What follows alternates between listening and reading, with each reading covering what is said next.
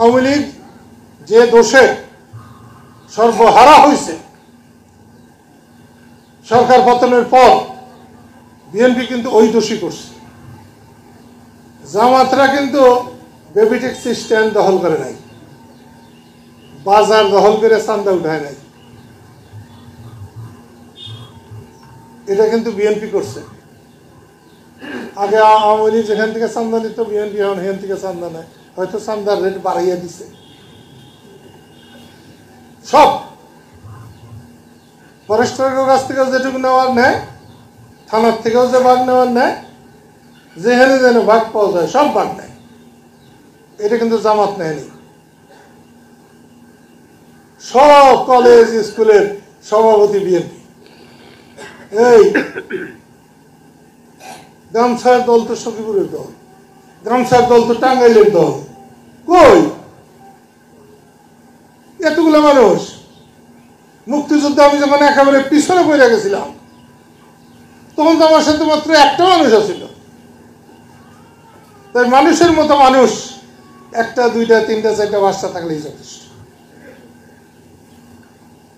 বঙ্গবন্ধু মারা যাওয়ার পরে মাত্র 7 জন মানুষ নিয়ে শুরু করছিলাম। এই যে আব্দুল্লাহ বই দিয়েছে, আব্দুল্লাহ ছিল না তখন।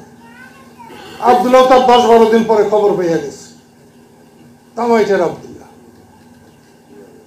সব সময় অতি অল্প মানুষ দিয়ে শুরু করছি, হাজার হাজার মানুষ। দেশে ফিরছিলাম, যতটি মানুষ ঢাকা বিমানবন্দরে হয়েছিল, ওর অর্ধেকটি মানুষ আর জীবনে কোনোদিন হবো না।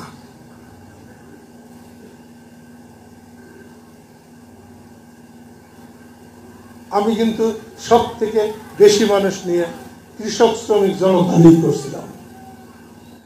যাই হোক,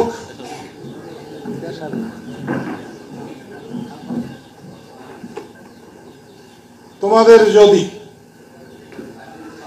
আত্মমর্যাদা বোধ থাকে,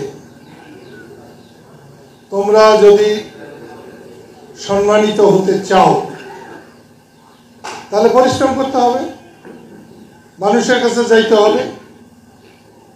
তোমরা যে মানুষের সেবক, এটা বুঝাইতে হবে। শেখ হাসিনা আওয়ামী লীগ হলে চলবে না, আওয়ামী লীগ হতে হবে মৌলানা ভাসানীর, আওয়ামী লীগ হতে হবে বঙ্গবন্ধু, শেখ হাসিনার না। আজকে যারা লাফাচ্ছেন, এটা আমি তাদের সঙ্গে একমত।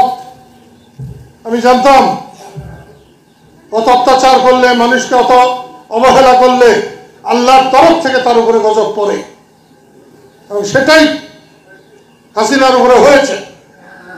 কিন্তু হাসিনার জন্য অন্য মানুষ যে কষ্ট করছে, সেটাও আল্লাহকে দেখতে হবে, এবং আমি শিওর আল্লাহ সেটাও দেখবেন।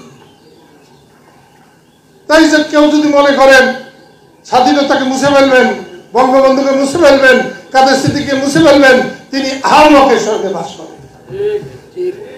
স্বাধীনতা থাকলে আমরা থাকবো।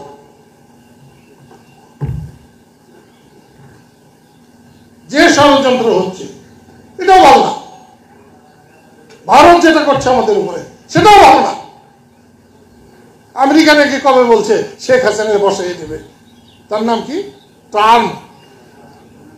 টার্ম না, তার বাপেও পারবে না। আমরা আমেরিকা না, বাংলাদেশ। মুক্তিযুদ্ধের সময় কিসিঞ্জার চেষ্টা করেছিলেন, পারে নাই, আমরা বিজয় অর্জন করেছি। আমরা সেই বিজয়ী জাতি। আমাদের দুর্ভাগ্য, আমাদের সঠিক নেতৃত্ব নাই, কর্তৃত্ব নাই। সেই জন্যে আমরা একটা অসহায় হয়ে পড়েছি। সেই জন্য আবার বলছি, সখীপুরের বন্ধুরা, তোমরা যদি ঠিক হও, আমি তোমাদের সাথে ছায়ার মতো